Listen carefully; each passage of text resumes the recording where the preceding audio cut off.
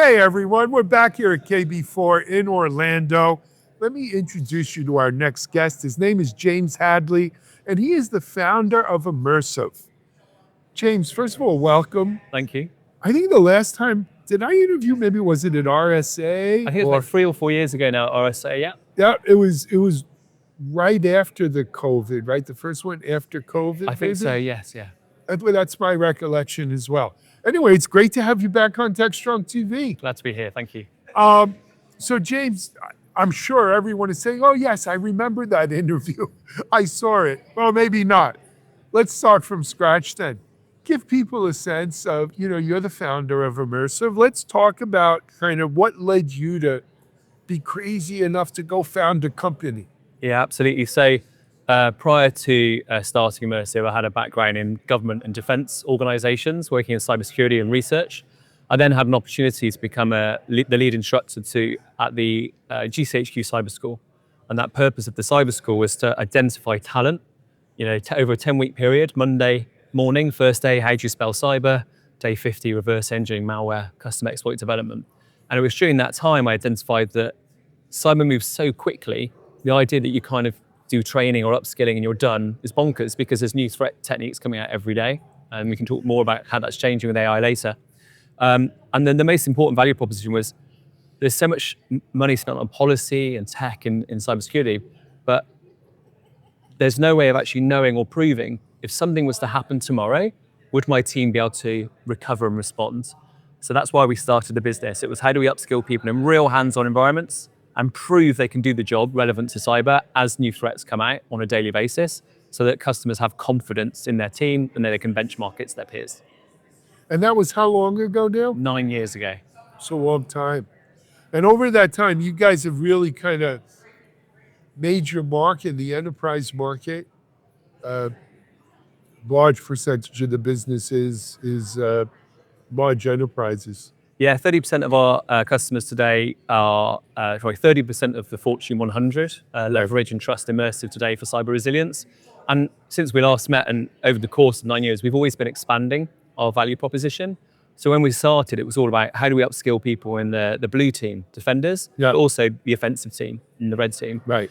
But we now do it for developers, cloud engineers, AI engineers, the wider workforce, and boards and executives, and even their suppliers through our supply chain capabilities. So this is expanding beyond a niche of the security team into the broader workforce. Yeah, we now cover the entire organization and their supply chain relevant to their role. So what's fit for purpose for a developer is very different to someone that works in the SOC, which is very different from someone that's running crisis management and comms during potentially a ransomware incident. So it's about exercising the right team and the right modality based on the threats they face to get evidence and proof for their regulators, boards, and insurers that they have a high level of maturity when it comes to cyber resilience. Excellent. I love it. People out there watching saying, this sounds like something I might be interested in, or I'd like to dive in more. How do they engage with Immersive? Yeah, so we just generally work with our customers directly in the enterprise space. There's a lot of resources available on our website, immersivelabs.com. Immersivelabs.com. Yeah, and we also work with partners, alliance partners and consultancies as well. Like service integrators or consultants? More like consultancies. So imagine the Accentures of the world, IBM and others, where we have the platform, but sometimes some of the services element around building programs and around those programs are delivered by the services partner. Yep. So I've always called them the SIs. Yeah. The service integrators. Yeah. Yep. Got it. Important thing, immersivelabs.com though is that website. That's better, yeah. So look, I'm talking about blue teams, red teams. A lot of people are wondering, is that even relevant going forward? Are we moving from an area of finding vulnerabilities being the goal? Well, we can find as many vulnerabilities as you want, it seems now with AI. How are we responding? Where's the governance? Where is the response? How is that going to affect remediation? Not just patching, but remediation. It seems like our world has changed, right? Some are calling it the vulnerability apocalypse. Yeah. I don't know if it's an apocalypse, but AI is having a profound impact. How is that impacting your business?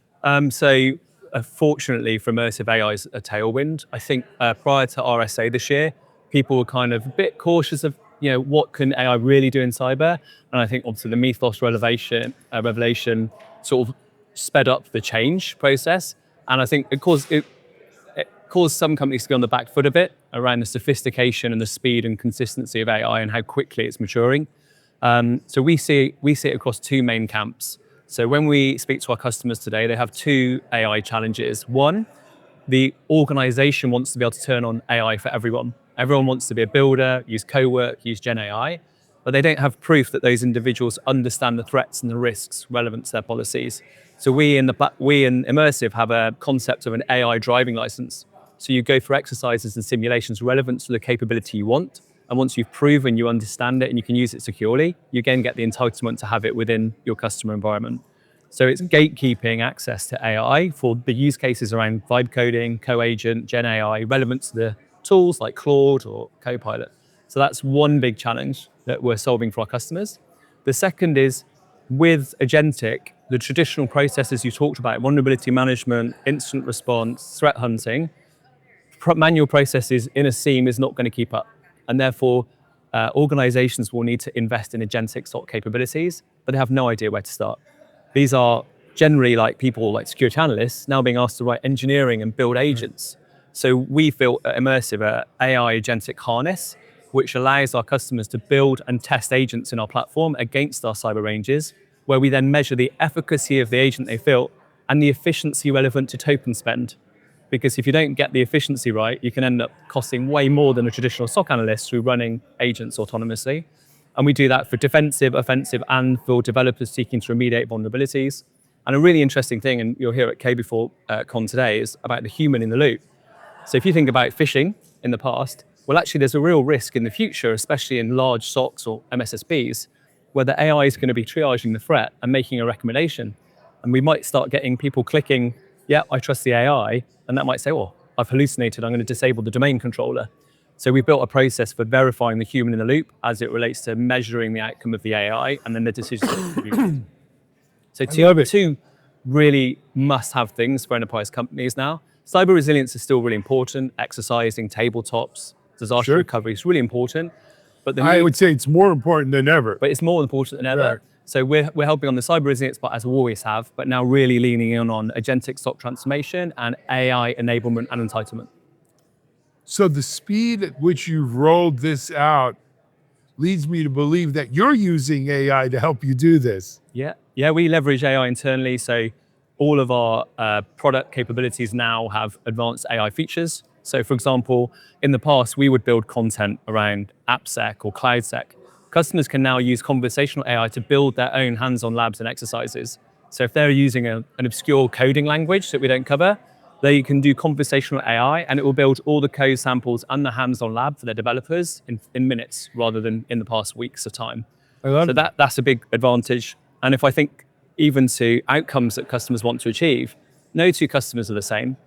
They have different regulatory needs, different compliance needs, different frameworks. Sure. So using our AI program builder, they can say, I, as a security leader, want to achieve these outcomes. I want to improve my mean time to detect, and I use CrowdStrike and Microsoft Sensor, for example.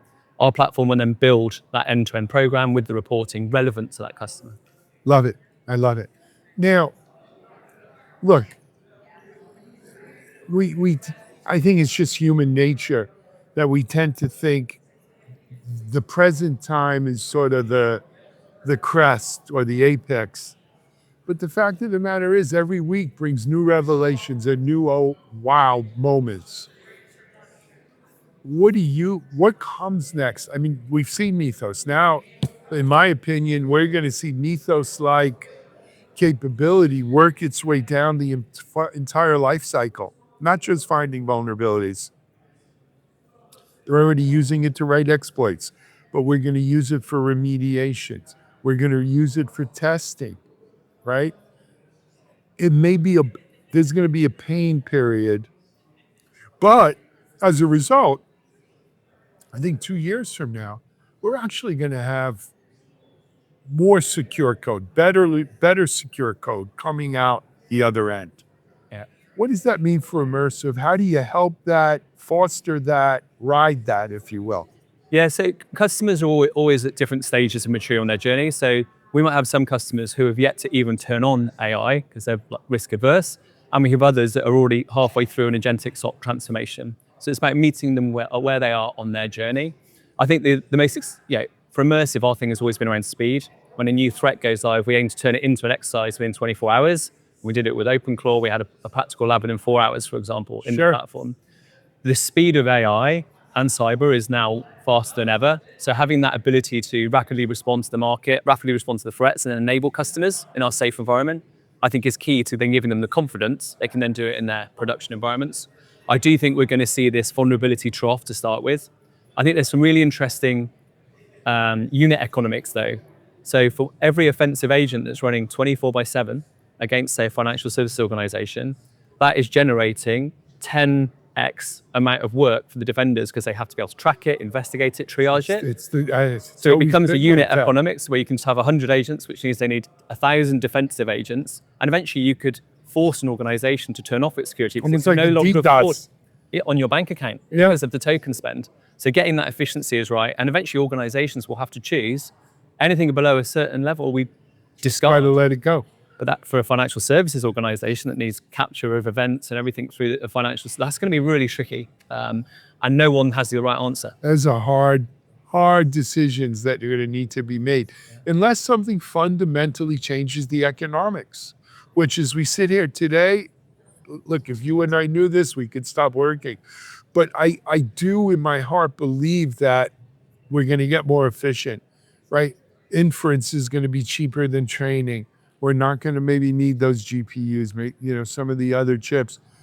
Something's got to give because right now we're full speed ahead, damn the torpedoes in terms of the economics.